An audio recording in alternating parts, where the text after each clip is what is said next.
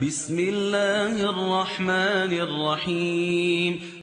Assalamu alaikum students, how are you? I hope you are fine.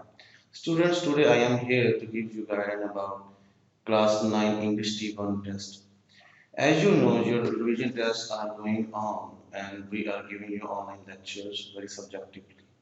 Student, you can see here there is a written paper on the board. I will understand you how to solve and how to understand this. On the very first, you can see first part is objective part that contains 19 marks, and the second is there is a subjective part. Objective parts contains you can see A option, B option, C option, and D option. A options is a choose the correct form of verb. How can you understand and pick these choose of form of verbs from your books? For this, students, you know there are given exercises in your helping books. You can choose that A option is choose the correct form of verb. You can choose this sentence from the given exercise from the helping book. Students, B option in objective paper is correct spellings. These words will be given to you from your textbook lesson, and you can also find them from glossary and vocabulary of the lesson. There were given four options and you have to choose one option of the correct spelling. Same as C option, correct meaning of the words. These words also given from the lesson, from the glossary of the lesson and the vocabulary of the lesson. If you understand and learn the lesson very comprehensively, these two categories B and C, correct spellings and correct meaning of the words, will be very easy to solve in the objective paper. Now, D option, correct option according to the grammar. These options will be given from the exercises of the given lessons. As you know, in the T1 lesson, you should have to follow only those lessons that are given in your syllabus. But in the whole way, in the board examination, you have to choose all the exercises to find these options and to solve in the objective paper. Now, subjective paper. Students, as you know, question number 2 is given is answer the following questions. These questions will be given from the selective syllabus given for the T1 revision test, but I here written for the board examination pattern. As you know and you can see, answer the following questions is contained 10 marks. This is for the board examination, but you have to answer the questions according to the syllabus that are given in your revision test 1. Question number 3 is translate the following paragraph into Urdu. If you see in the board pattern, there will be 3 paragraphs given, but you have to choose only 2 paragraphs and translate them into Urdu that will contain 8 marks. There will also be an alternative question in the board pattern if you see that would be translate the following paragraph into easy English for those students who are foreign or English medium students. That is also easiness for them. If they are not able to write Urdu, they can translate these paragraphs very easily in easy English. Question number 4 is write the summary of the point daffodils. This is exceptional written.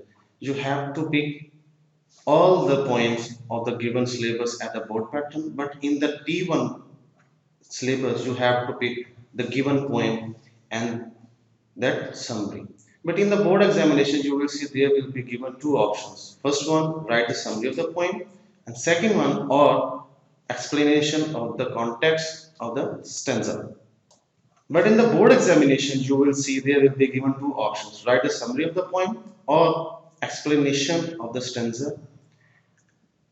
Question number 5 is make sentences. These words will be given to you from the selective course for the T1. But in the board examination, you have to choose all the words that are given in the exercises to make sentences. You can make on sentences by your own, and you can make sentences that are given in your helping books. But that must be correct according to spellings and tenses. Question number 6 is students letter. I gave here only a clue letter and write a containing marks of 8. You have to learn all letters that are given in the board examination, but in the T1 course, you have to write only two letters that are given in the syllabus. You have to follow all the steps to gain all 8 marks in a letter. That would be very easy if you learn the way and all the rules of the letter. Question number 7 is answer all the questions given in the comprehension paragraphs. You have to learn comprehension paragraphs given in the T1 syllabus, but students on the other way, in the board examination, you have to follow all the comprehension paragraphs that are given in the accelerated, that are given in short selective syllabus. Question number 7 is answer of the questions given in the comprehension paragraphs. These comprehension paragraphs are given in the syllabus T1, but in the board examination, you have to follow all the comprehension paragraphs given in the syllabus. The solution is you have to learn all the comprehension paragraph thoroughly. You should find the answer of the questions. That answer should be in the same sentence that the comprehension given in the tense. And you have to find all the answer of the questions from the given comprehension paragraphs.